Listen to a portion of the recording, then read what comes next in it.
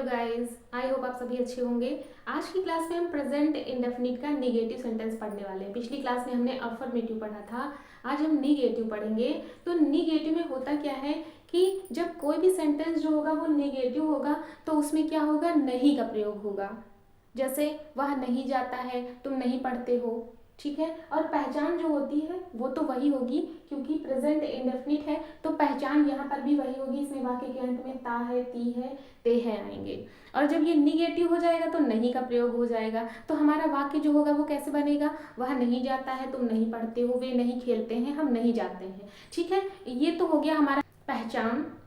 इसके बाद अगर हम नियम की बात करें तो नियम देखिए आपके सामने लिखा हुआ है, यहाँ पर देखिए सिंगुलर लिखा है, ठीक है।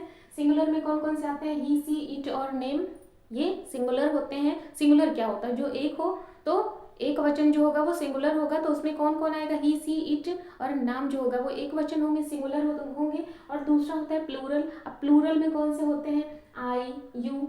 आई और यू ये क्या है, ये हमें लगते तो एक वचन के जैसे हैं, लेकिन इंग्लिश ग्रामर में हम इन्हें प्लूरल की तरीके से यूज करते हैं, ठीक है।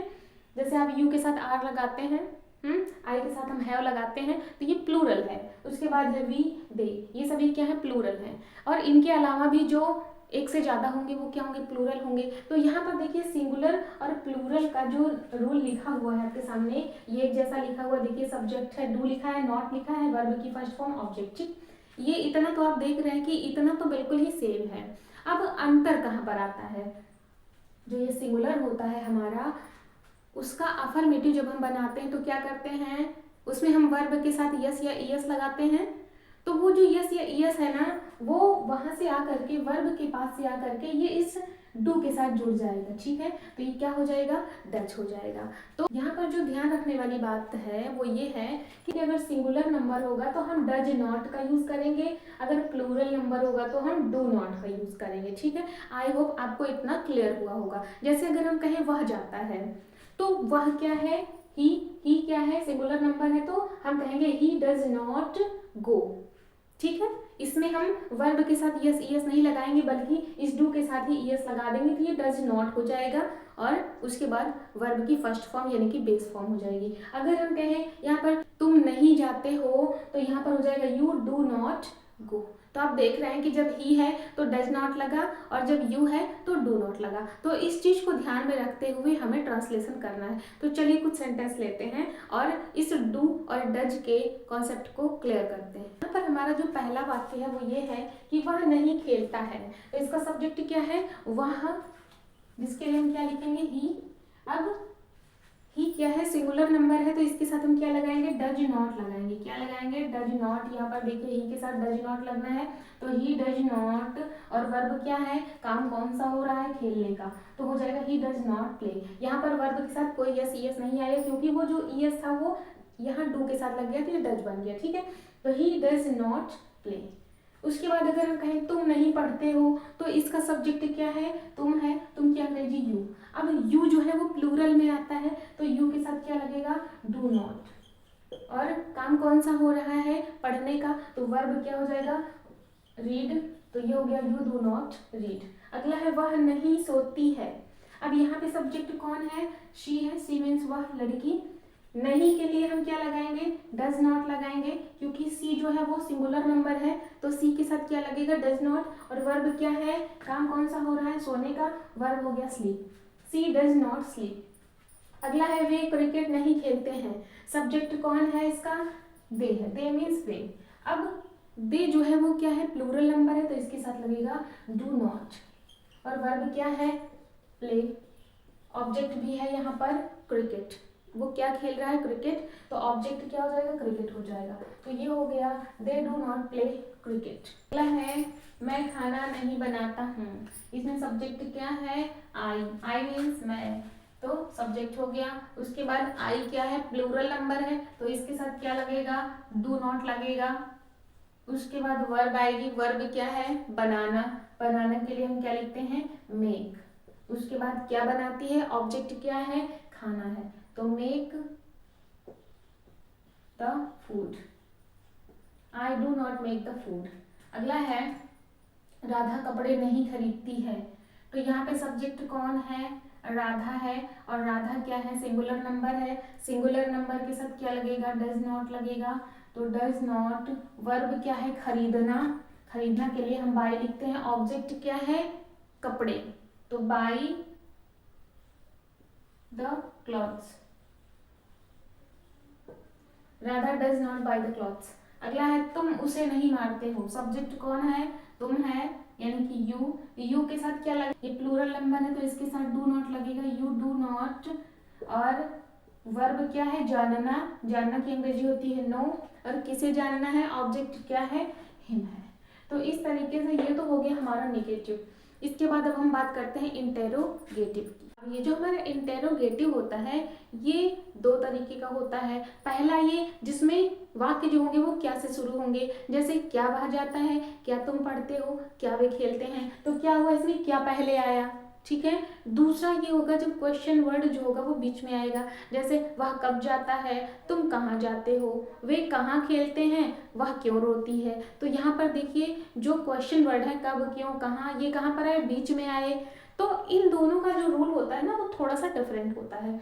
अगर क्या पहले आएगा तो हमारी हेल्पिंग वर्ब डू या डज जो है वो सबसे पहले आएगी। क्या होगा, अगर क्या से वाक्य शुरू होगा तो जो हेल्पिंग वर्ब है डू या डज जो कि सब्जेक्ट के हिसाब से लगेगी वो सबसे पहले आएगी, उसके बाद सब्जेक्ट होगा, बाकी चीजें होंगी। लेकिन अगर क्वेश्चन वर्ड बीच में आएगा तो सबसे पहले क्वेश्चन वर्ड होगा, उसके बाद डू या डज होगा, फिर सब्जेक्ट होगा, फिर वर्ब के बाद ऑब्जेक्ट होगा। तो ये छोटी सी चीज है, थोड़ा सा अंतर है जो आपको ध्यान में रखना है। अगर क्या से वाक्य शुरू हो तो आप डू डज को पहले लगाइए, अगर क्वेश्चन वर्ड बीच में आएगा तो सबसे पहले क्वेश्चन वर्ड रखिए। चलिए एग्जांपल से देखते हैं। अगर है क्या, क्या वह खेलता है, तो यहाँ पर देखिए वाक्य जो है क्या से शुरू हो रहा है, इसका मतलब सबसे पहले डू या डज आएगा, वो सब्जेक्ट के हिसाब से आएगा। तो सब्जेक्ट देखिए कौन है, सब्जेक्ट कौन है, वह है। और वह जो होता है ही के साथ हम कौन सी हेल्पिंग वर्ब लगाते हैं, डज लगाते हैं। तो सबसे पहले डज आएगा, डज, उसके बाद सब्जेक्ट हो गया ही, उसके बाद क्या आता है, वर्ब आता है। वर्ब क्या है, खेलना यानी कि प्ले, ऑब्जेक्ट कुछ भी नहीं है, तो ये हो गया डज ही प्ले। अगर यहीं पर जो हमारा वाक्य है उसमें क्वेश्चन वर्ड बीच में आता, जैसे वह कहाँ खेलता है, तो आप देखिए यहाँ पर देखिए कि जो आपका क्वेश्चन वर्ड है ये बीच में आया।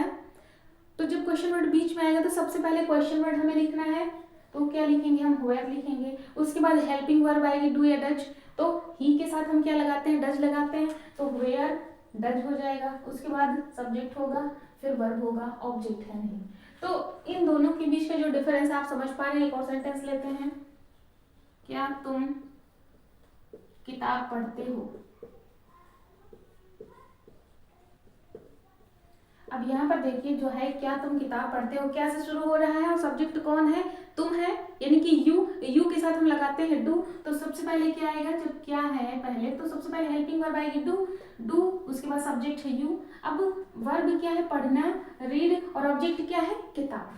सब्जेक्ट और वर्ब के अलावा जो भी बचता है वो क्या होता है, ऑब्जेक्ट होता है। किताब बचा, किताब हो गया क्या, ऑब्जेक्ट। तो do you read a book. अगला अगर हम कहें कि वह क्यों रोती है, वह क्यों रोती है, तो यहाँ पर देखिए आपका जो क्वेश्चन वर्ड है वो क्या है, क्यों है, यानी कि व्हाई, और वह की जगह मैं लिखिए, मैं क्यों रोती हूँ। तो यहाँ पर आपका सब्जेक्ट क्या है, आई है, आई के साथ क्या लगता है, डू लगता है। तो सबसे पहले डू हो जाएगा क्वेश्चन वर्ड, फिर डू, उसके बाद आई, और वर्ब क्या है, वीप। तो ये हो गया वाई डू आई वीप।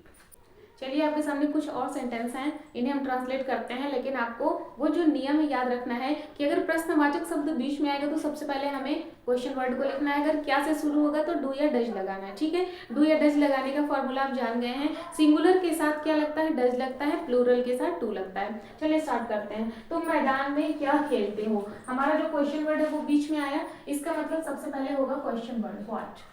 उसके बाद हमारा सब्जेक्ट क्या है, यू है, यू के साथ क्या लगाते हैं, डू लगाते हैं। तो सबसे पहले हम डू लगाएंगे, व्हाट डू, उसके बाद सब्जेक्ट आएगा।